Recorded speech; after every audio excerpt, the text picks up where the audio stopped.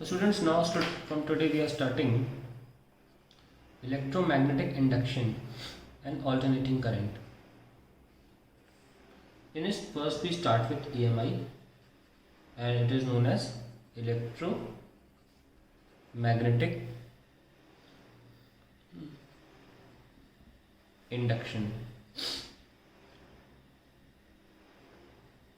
Okay, so the first term we should be very comfortable with when we start electromagnetic induction is magnetic flux, and it is very similar to electrical flux. Magnetic flux क्या होता है? The total number of magnetic field lines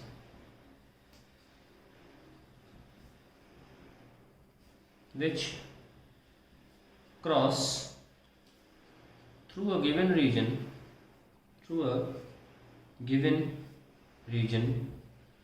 आप chosen region भी बोल सकते हो. chosen region is called magnetic flux. ठीक है, एक्चुअली मुझे लिखना चाहिए the physical quantity, please check कर लीजिए इसको, the physical quantity proportional to ये ठीक है. The physical quantity proportional to total number of magnetic field lines which cross through a given region is called magnetic flux. Now let's see how it is given. जितनी भी field lines एक given reason से पास हो सकती हैं उन्हें हम flux B कहते हैं. बी क्यों लगाना पड़ रहा है? क्योंकि एक इलेक्ट्रिकल फ्लक्स भी था ना. मैग्नेटिक फील्ड की बहुत सी डेफिनेशन होती हैं, लेकिन magnetic field intensity in terms of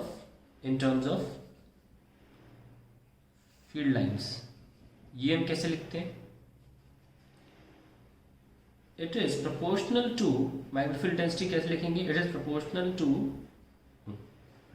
to total number of magnetic field lines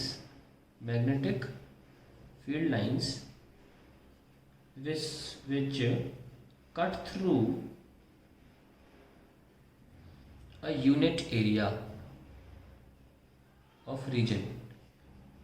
1 meter square से जो पास हो, क्योंकि हम ऐसा यूनिट की बात करेंगे तो 1 मीटर बोलना ज़्यादा सही है. तो 1 मीटर से जो लाइन्स पास होंगी, मैग्नेटिक फील्ड इंटेंसिटी हमेशा उनकी प्रोपोर्शनल होती है. कहने का मतलब, अगर मान लीजिए ये एक स्क्वायर है जिसका 1 1 1 है, तो जितनी फील्ड लाइन्स पास हो रही हैं इस 1 मीटर स्क्वायर से, अब magnetic field intensity is proportional to number of field lines passing through this area. तो और अगर मैं बड़ा स्क्वायर ले लूँ और मान लीजिए ये बीच का था 1 मीटर स्क्वायर का, और बड़ा जो है वो मान लीजिए साइड एस है, ये भी साइड एस लेंथ की, और एरिया जो हो जाएगा वो एस स्क्वायर हो जाएगा. देन अब देखिए 1 मीटर स्क्वायर के लिए बोले अगर, तो हम मैग्नेटिक फील्ड इंटेंसिटी होती है proportional to number of field lines, तो वील से बी. और अगर ए मीटर स्क्वायर के लिए बोले then flux will be B into A. So when 1 meter square के लिए बोले, then it is the magnetic field intensity which is proportional to field lines passing through 1 meter square. और अगर हम पूरे एरिया के लिए बोले, then we call it flux. It is simple cause of unitary method. Okay. Obviously that is why we say कि मान लीजिए ये एक 1 मीटर स्क्वायर का रीजन है और इसमें फील्ड ऐसे निकल रही है ना, और एक मान लीजिए दूसरा 1 मीटर स्क्वायर का रीजन है, इसमें फील्ड ऐसे ऐसे ऐसे निकल रही है, तो तभी तो हम बोलते हैं कि इसकी मैग्नेटिक फील्ड मान लो B1 है, इसकी B2 है, तो B2 is greater than B1. इसीलिए बोला जाता है because magnetic field intensity is proportional to number of field lines passing through 1 meter square area if we talking an SI unit. However अगर टोटल एरिया ले लिया जाए तो we call it collection of magnetic field lines passing through total area is called flux. ना अब एक और important चीज़ देखते हैं यहाँ पे. सपोज मेरा ये सरफेस तो ऐसा है पर फील्ड लाइंस ऐसे जा रही हैं, ठीक है, ऐसे। तो मैग्नेटिक फील्ड के दो कंपोनेंट होते हैं, क्योंकि ये वेक्टर क्वांटिटी है, we need to take component. एक तो हमने नॉर्मल से ले लिया, कॉइल के नॉर्मल से एंगल लिया तो वी कॉस थीटा आया, और ये आया बी साइन थीटा। सिमिलरली ये भी बी कॉस थीटा होगा, ये भी बी कॉस थीटा होगा, ये सब ना बहुत सारे बी कॉस थीटाज होंगे, बी साइन थीटा और बी साइन थीटा, ठीक है। तो क्या देखा हमने, that when magnetic field lines make an angle theta with the normal to coil,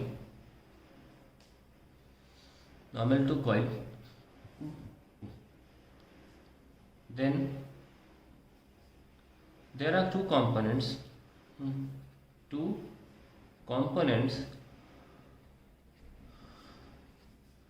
of magnetic field, intensity, एक बी कॉस थीटा और एक बी साइन थीटा, ठीक है। Where B cos theta cuts through, या यू कहें passes through coil, and b sin theta does not. फिर hence only b cos theta is counted as flux. तो फ्लक्स को लिख लेते हैं b cos theta into a. So we'll get b a cos theta and finally we'll get b dot a. इसीलिए flux is dot product of the two vectors B and A. Now let's talk about the units of flux. Unit लिख लेते हैं, एक ही unit mention कर रहे हैं।